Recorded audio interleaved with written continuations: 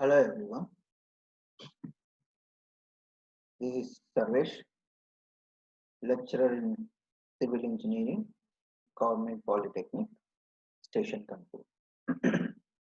The course is Reinforced Concrete Structures, and this lecture is a continuation to the previous lecture, that is design of continuous beams or slabs by limit state method as per IS 456 2000.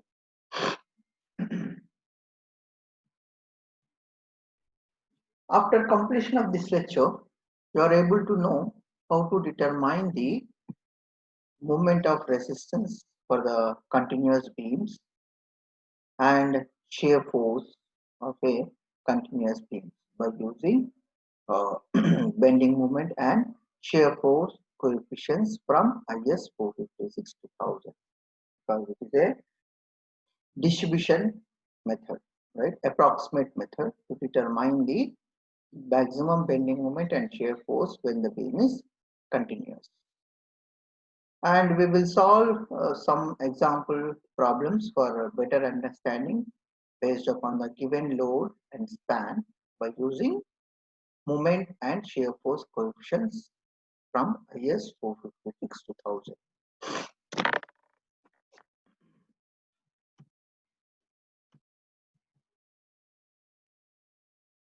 Before going to discuss today's topic, just rewind what we were discussed in last class.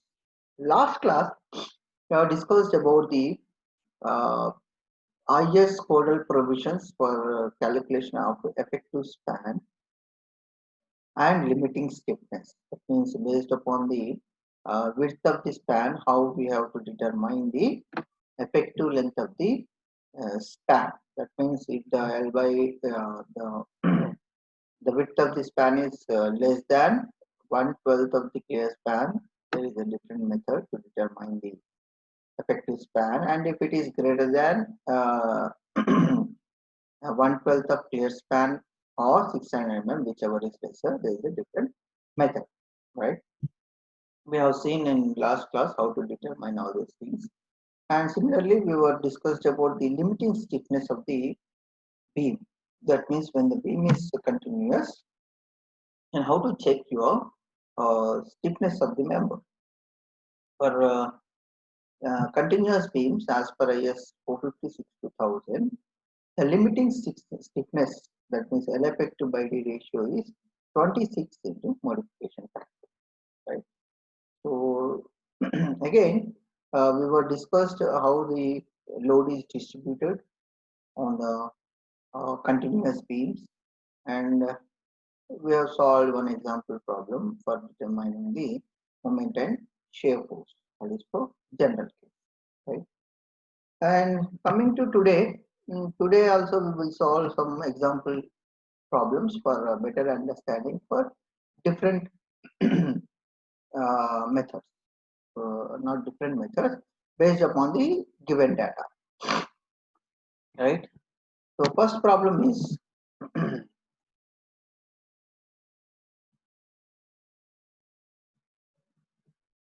calculate maximum bending moment and shear force for a slab continuous over beams spaced at 3.5 meter intervals, and the width of the beam is 230 mm, and the superimposed load is 3 kilonewton per meter square, and the floor finish is 1 kilonewton per meter square. Use, this is capital M20 grade concrete and Fe415 steel, and the overall depth is 145 mm, right? So this is the problem. He is asking to calculate the maximum bending moment and shear force, right? And if you observe here, uh, this is a slab, continuous slab, or slab continuous over a beam spaced at 3.5 meters interval. right? So just write down the given data. That means L is 3.5 meters, FCK 20 Newton per mm square, and F of Y is 450 Newton per mm square. Now, first thing is you need to determine the effective length of the span. How to determine? As I told earlier, the determination of effective length of the span is depends upon the width of the support, right?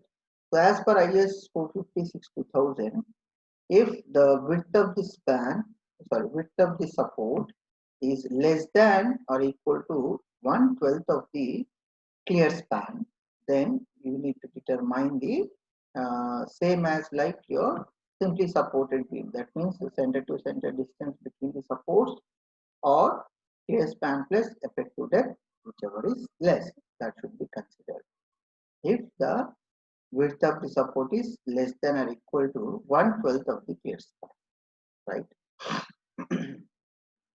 So that you need to check first before going to calculation whether it is less than 1/12 of the clear span or greater than 1/12 of the clear span, right? So here, if you take the values and calculate, our width of the support is 230 mm and clear span is that 3.5 is center to center, so minus the 230, you will get the clear span is 3.27 meters, right? So, so this is a beam, continuous beam, and just and these are the supports of the beam,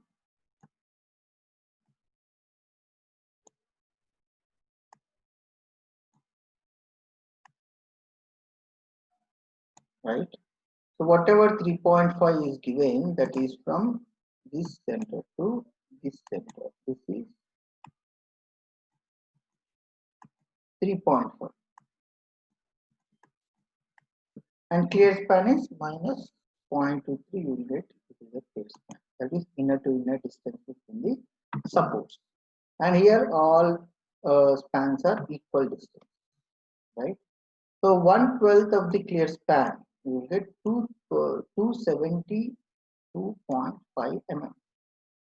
So therefore, our 230 is less than 1/12 of clear span. Therefore, the effective span shall be calculated same as your simply supported beam or slab.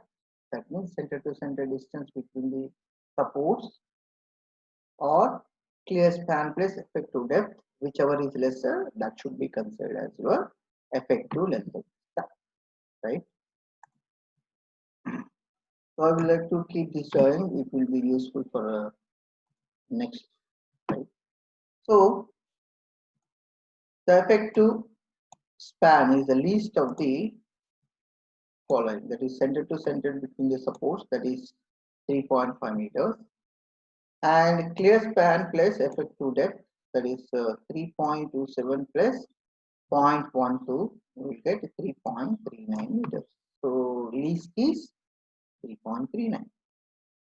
So this will become as your effective length of the span, right? So next is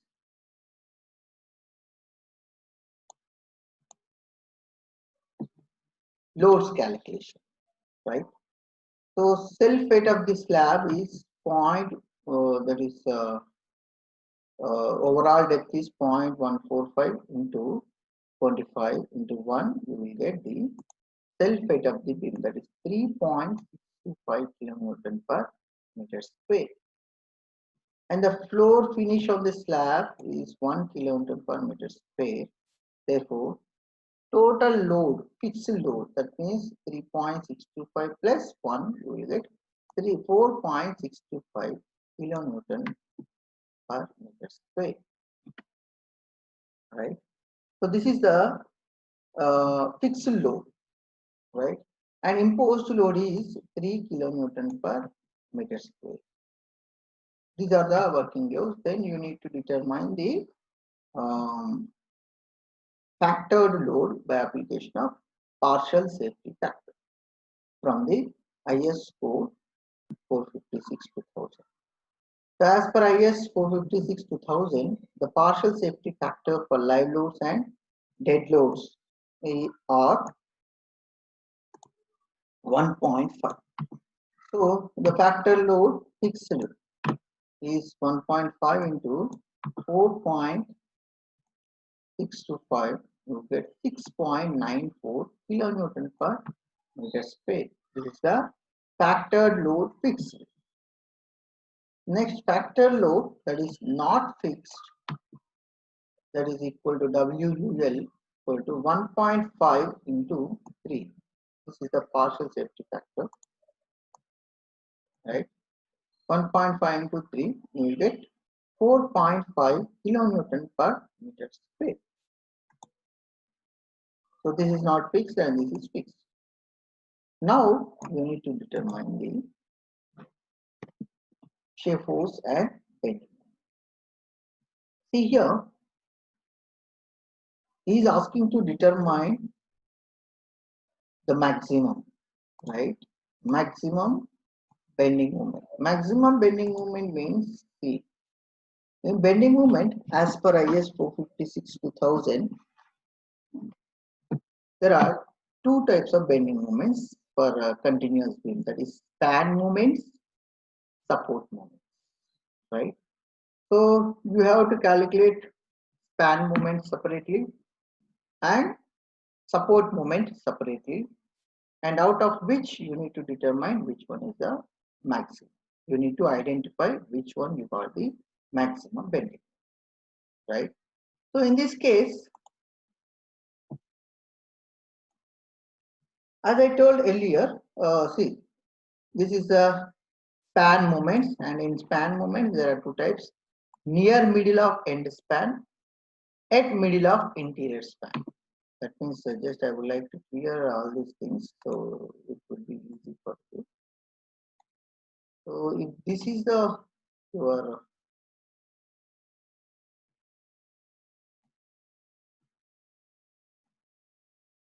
so as I told earlier, this method is applicable for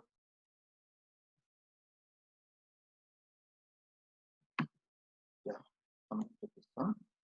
So near middle of end span. So this is the end span. This is also end span, right? Middle of end span means at this place. This is called near the middle of end span. At middle of interior span. So this is the interior span. This one and this one. These two are the interior span. These are the this one and this one. So these are the middle of interior span. These are span moments. And at support next to the end support. This is support. Next to the end support means this one. The bending moment at this point. And other interior supports. So this is also next to end support. So whatever other interior means, this is one is other interior, right? So actually, for a determination of maximum bending moment, you need to determine the all bending moments. That means support moments as well as span moments. And again, there are another two types: near middle support at interior middle support, at support next to end support, and other interior support. You have to calculate all these four bending moments, out of which you will identify the maximum. But for reducing the time and calculation, because he is asking only for maximum, so from the factors I can easily identify where you will get the maximum bending. Because see, whatever the factors, the constant is span and loads, right? The only variation is factors. So where you will get the maximum factor, at that point you will get the maximum bending moment. So just observe these factors, that is, these are the bending moment factors proposed by IS 456-2000, right, to determine the bending moment and shear forces for continuous beams and slabs. So this is for bending moment.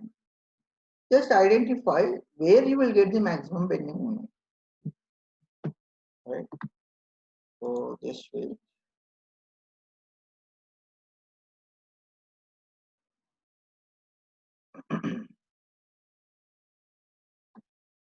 So here again there are two types: maximum positive bending moment and maximum negative bending moment also. The positive bending moment means sagging bending moment which were developed at the middle of the span. Negative bending moment is a hogging bending moment which develops at the near the support, right? So out of this positive bending moment, where you will get the maximum? Obviously, you will get the maximum at near middle of end support. Why? Because the factors for near middle of end span is higher. That is 1/12 plus 1/10, right?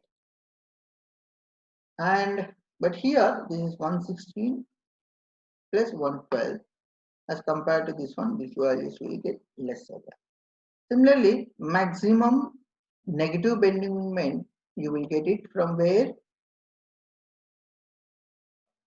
Yeah, maximum is this is 1/12, this is 1/9, this is 110 and 1/9. So you will get maximum bending moment at support next to the end support.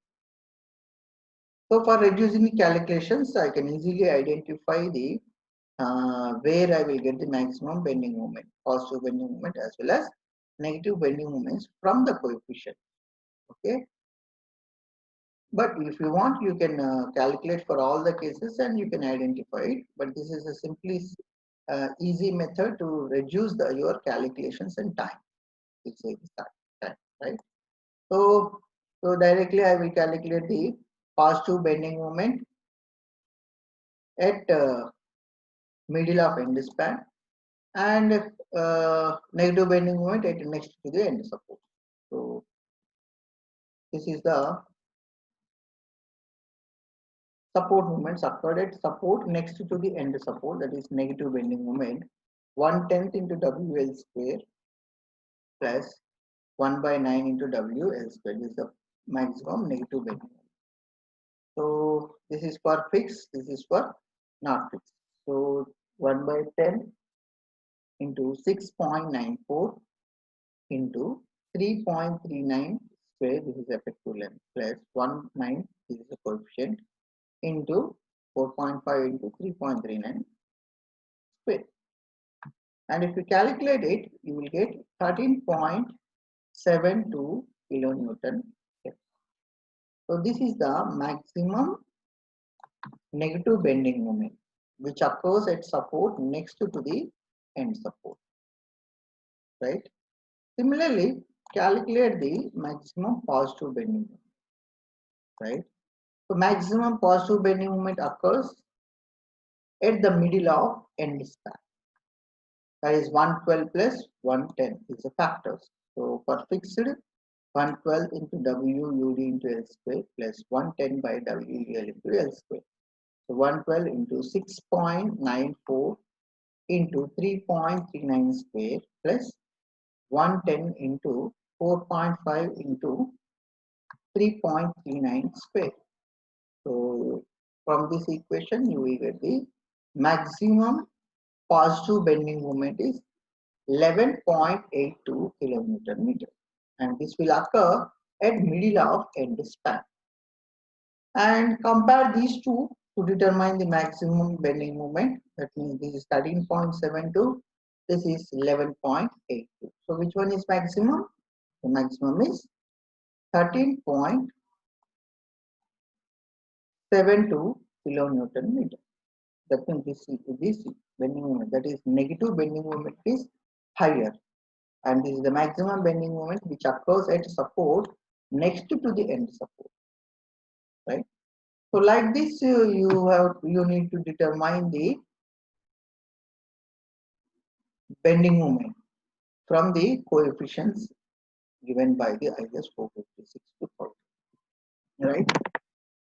Next is how to determine the shear forces. So shear forces can be determined shear forces has to be determined from table 13 IS 456 2000. Again, the shear forces are different types, that is shear force at support, end support, shear force at end support, and shear force next to the end support. And here there are two types, that is outer side and inner side, right? And again, at all other interior supports. So you need to determine the all these four shear force, out of which you need to identify which one is maximum,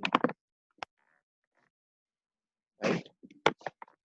So same principle also you can apply here, because to save the time and reducing the calculation part, right? You can identify from the table, from the coefficients, you can identify where you will get the maximum shear force and bending shear force from this table, right? See, this is head support next to the end support. The factors are 0.4 and 0.45. And for shear force, for support next to end support, for outer side, 0.6 and 0.6 for fixed and not fixed. For inner side, 0.55 and 0.6. And for all other interior supports, 0.5 and 0. So where you will get the maximum factors, obviously at support next to the end support, outer side you will get maximum factors. So obviously you will get the maximum shear force at this place, that is next to the end support, outer side. Okay, so you directly take these values and determine the shear force that way. That is your maximum shear force for a given section, right? So same thing, the factors are 0.6 and 0.6. So if you consider this one,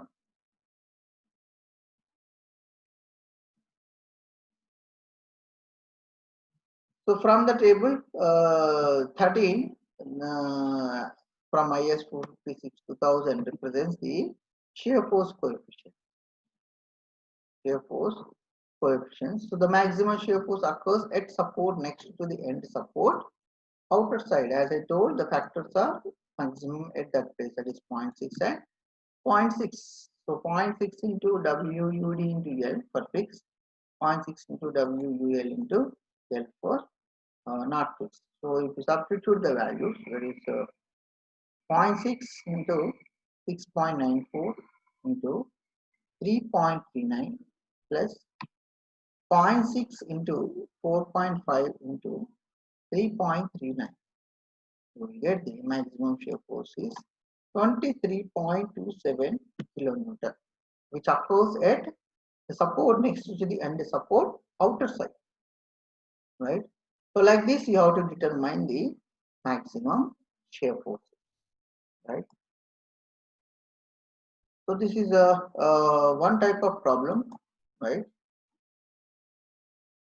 Now coming to the another type of problem, it is a little bit different than the earlier problem, right?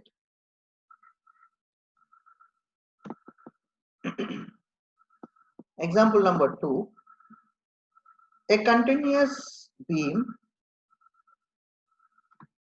of uniform cross section is simply supported by 4 supports with end spans equal to 6 meters.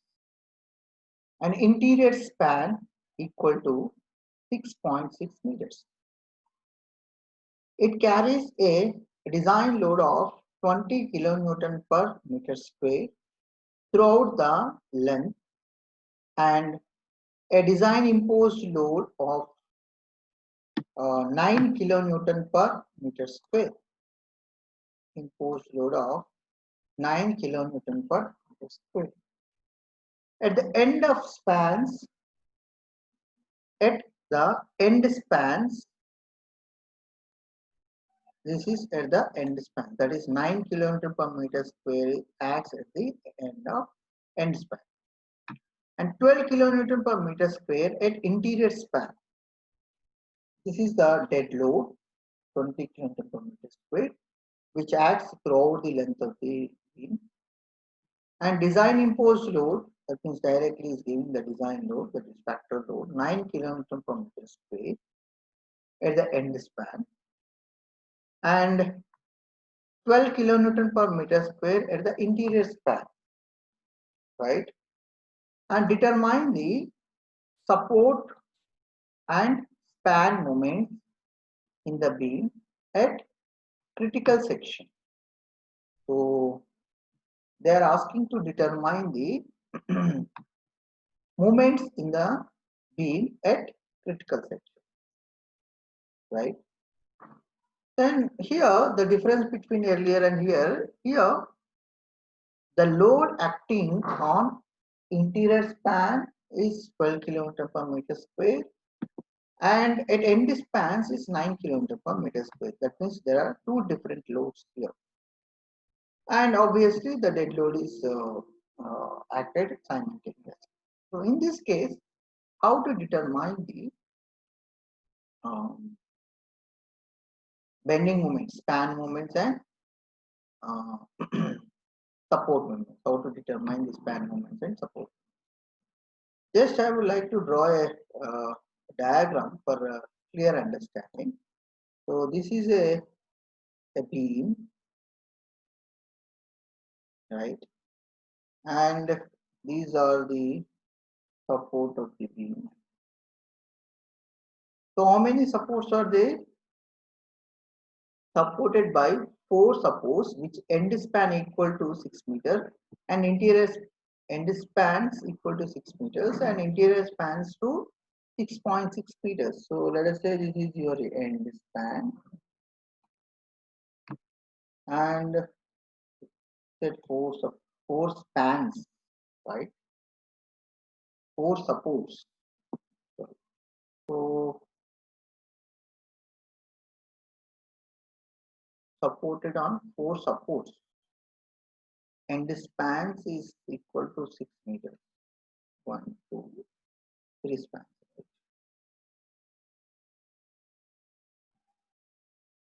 Yeah. So this is your beam, and here the load is acting. So this span is end span, that is 6 meters, right? And interior span is equal to 6.6 meters. So this is your 6 meters. This is also end span. This will become 6 meters. This is end span. This is end span, right? And here the span is 6.6 meters, right? And coming to the loads, obviously dead load is acting on throughout the length of the beam. And one more thing is the imposed load of 9 kilonewton per meter square at end spans. So what are the end spans? This one and this one are the end spans. So therefore the 9 kilonewton per meter square acts here and here. These are the end spans. This is called 9 kilonewton per meter square, and here also it is 9 kilonewton per meter square, right? And 12 kilonewton per meter square at interior span. So this is the interior span. So this will show this one. This is here. And this load is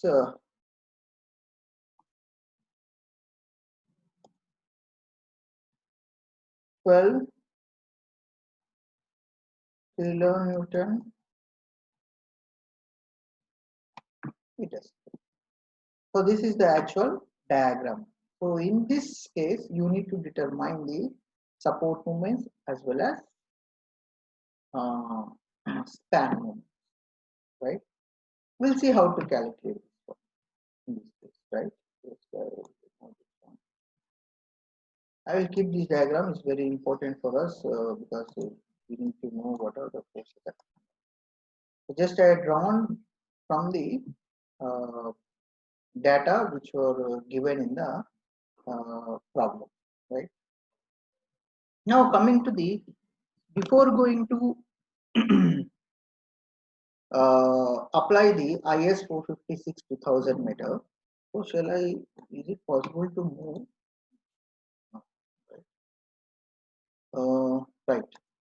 So as per IS 456 2000, there are some limitations, because before going to use the IS 456 2000 method, as I told in last class, the method itself have some limitations, right?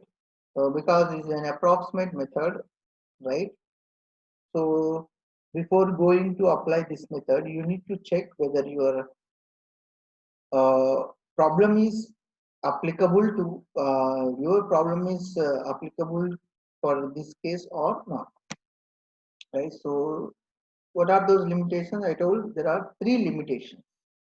So you need to check before going to apply this method whether it is satisfying all these three conditions or not. If it is not satisfied, you should not apply this method to determine the shear force and bending moments for the continuous wave.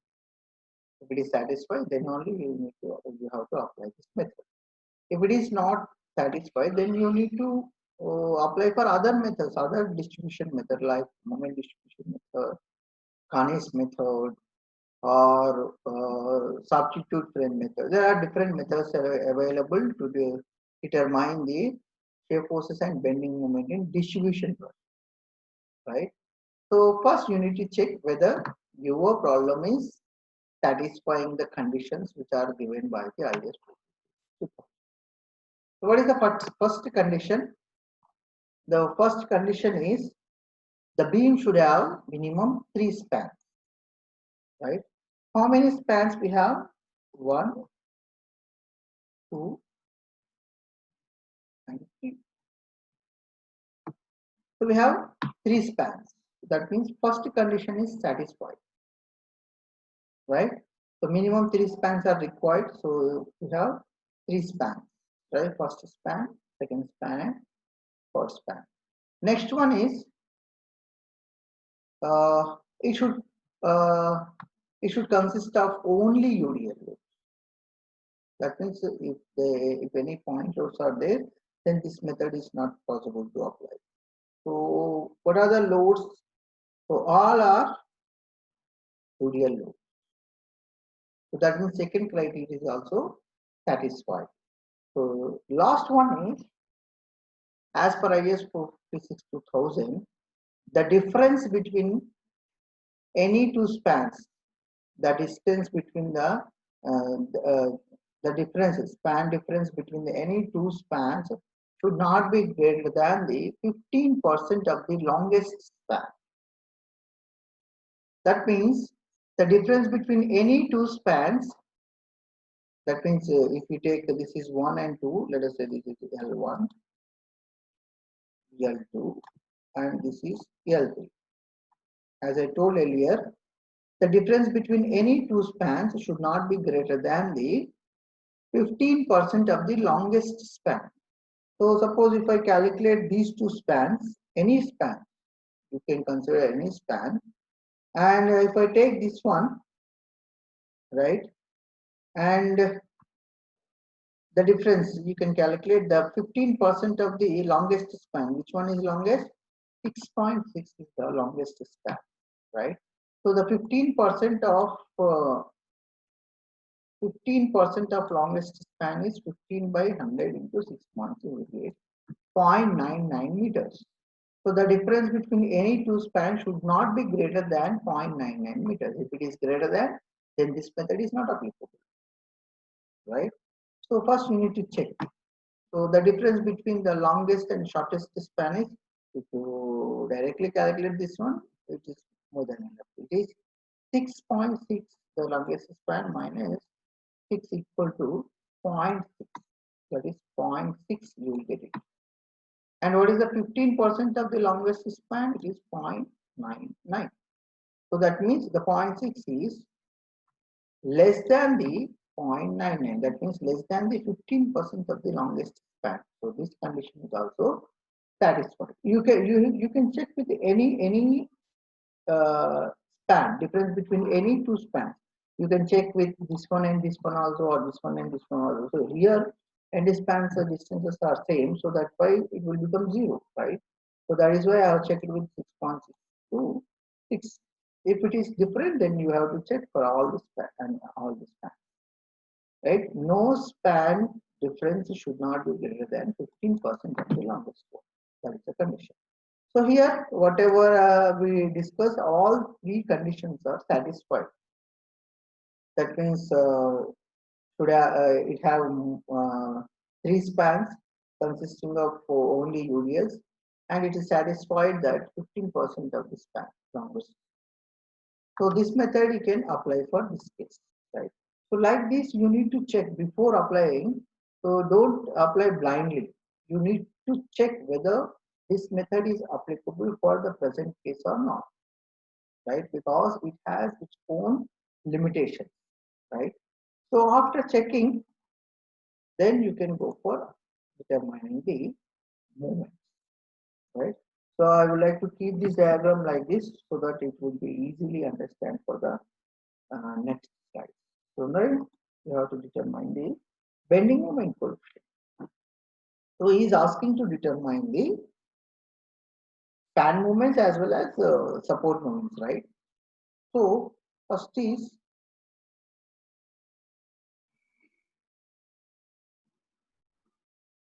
span moments are two types. That is span moments near middle of end span. That means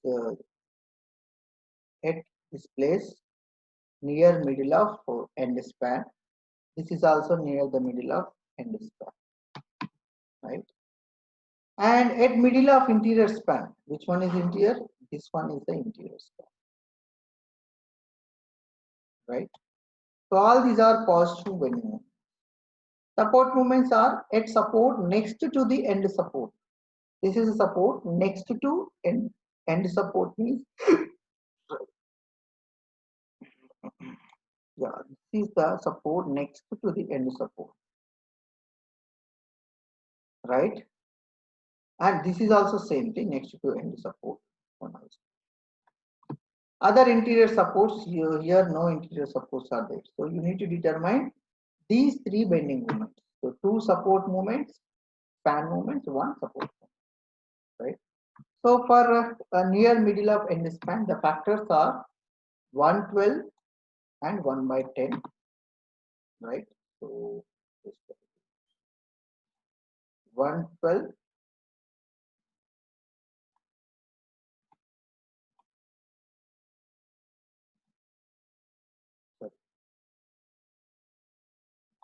112 and 1 by 10 near the middle of end span. But what these are the factors you can use it, but what is the load you have to use it here? That means you need to multiply with the WL square, right? So as usual for fixed is your self weight, and what is the load here? That is 9 kilonewton per meter square, because two loads are different, right? So at end span, this is 9 kilonewton per meter square. So we are calculating the bending moment at near the middle of end span. So while calculating the end span near the middle of end span, you need to consider the load on that span. That is 9 kilonewton per meter square. So 1 by 12 plus self weight into L square plus 1 by 10 into 9 into L square. That is the bending moment at near of end span. Next is at middle of interior span. That means here at middle of interior span here. So in this case,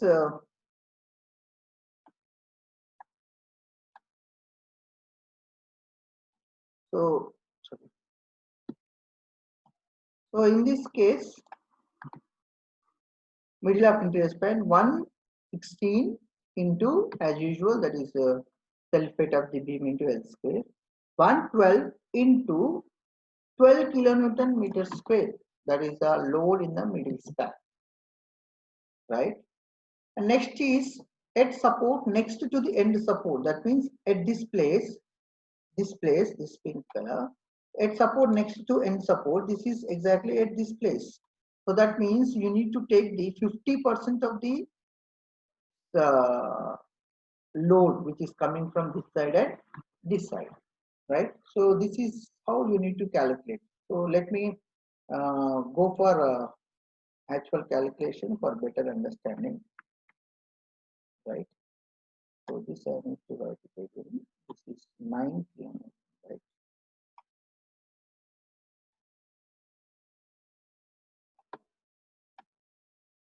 Yeah. So I just want to.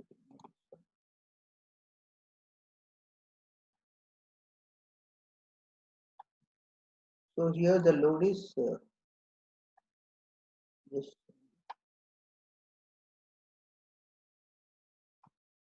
this is 12 kilometers.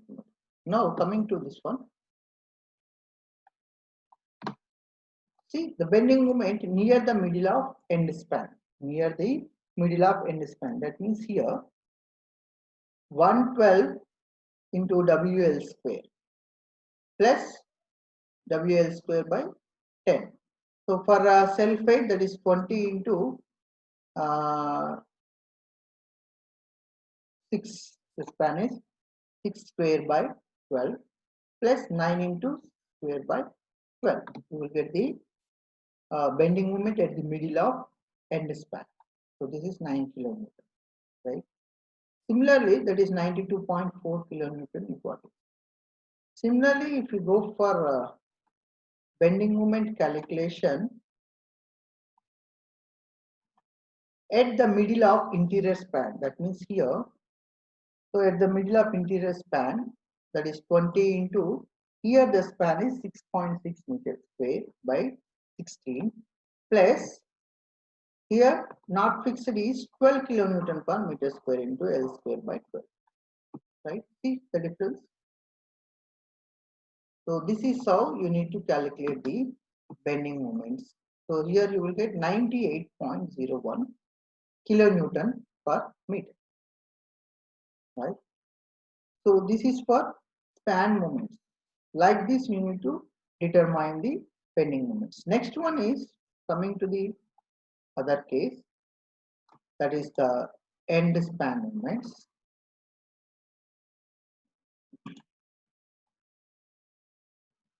The bending moment at support next to the end support, right? So WL square by 10, this is the negative bending moment at support next to end support. WL square by 10 minus WL square by 9. So this is due to the self weight, right? That means support next to the end support. That means this case. So you need to take the 50% from this side and 50% from this side. So 50% 1 by 2 into this is due to self weight and due to 9 into a square by 9.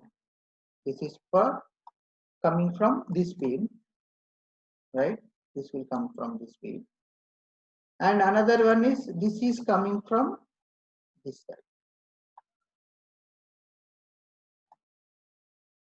So you need to take 50% of the bending moment coming from this side and 50% will come from this side.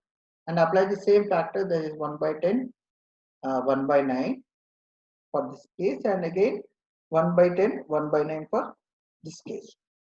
Factors will not change, but only thing is the load will change, because here why we are doing all these things, because here the load combinations are different for different spans, right? That is why you need to take 50% will come from this side and 50% will come from this side, right? If you substitute the values, you will get half into 20 into 6 square by 10 plus 9 into 6 square by 9 plus 20 into 6.6 square by 10 plus 20 into 6.6 square by 9. So you will get the 126.6 kilonewton meter.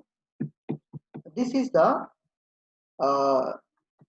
bending moment at support next to the end supports, and this is the negative bending moment, that is hogging bending moment. Earlier one is sagging bending moment, right? And you can observe from these calculations, you will get the from the calculations, it is clear that the maximum bending moment occurs at the support next to the end support, right? So this is how you need to determine the bending moment coefficients or bending moments, right? For different cases, right? So, so for this is how you need to determine the shear forces and bending moment by using the shear forces and bending moment coefficient. So for this, I would like to conclude today's lecture. And before going to close, just I would like to summarize what we were discussed till now. So till now, today we have solved two types of problems. That means uh, based upon the given data, we have determined the maximum shear force and bending moment by using the IS 450-60000 coefficient. That means based upon the given data, we have calculated the effective span. That means the effective span should be calculated based upon the width of the support. That means if the width of the support is less than or equal to 1/12 of the shear span, then you have to calculate the same as simply supported. So in our case, we got it is less than 1/12 of the shear span. So therefore, we have to calculate as per the simply supported view. That means center to center distance between the supports or shear span plus effective depth, whichever is lesser. And next is you need to calculate the maximum loads, and from that you can calculate the factor loads by application of partial safety factors. Then from the bending moment coefficients, from the coefficients we can identify directly for reducing the time and calculation part, where you will get the maximum factors. So that place you will get the maximum bending moment. Next, we have determined the shear force coefficients and calculated the maximum shear force also. Next problem is a very interesting problem we were discussed today. That is, if the load is different for interior spans and interior spans and end spans. So in this case, we have calculated the we have checked the three criteria whether for the present case whether this method is applicable or not. That means limitations. First is it should consist of minimum 3 spans, so it is satisfied. Next one is it should consist only the UDLs, so that is also satisfied. Next one we have checked, that means the difference between any two spans should not be greater than 15% of the longest span in the beam. So that is also we have checked and it is satisfied. Then you can apply this method confidently. So from that we have calculated the bending moment coefficients depends upon the loading conditions. So right, whenever you are calculating span moments based upon the that part, accordingly you have to consider the span as well as loading condition. And one interesting part is the calculation of bending moment at the support. So while calculating bending moment at the support, what you have to do is, because it is coming from one slab, one it is just outlined. So when you are calculating the bending moment at this support, so 50% of the moment will come from this side, this beam, and 50% of the bending moment will come from this side, right? So you need to use the coefficients corresponding to the support next to the end support, and that by using that coefficients you just calculate the bending moment which is coming from this span and calculate the bending moment from this span, add it and take the 50% of this, right? That will consider as the bending moment at support next to the support, right? So for this, I would like to conclude this class. So next class we'll discuss for the design, right? Thank you.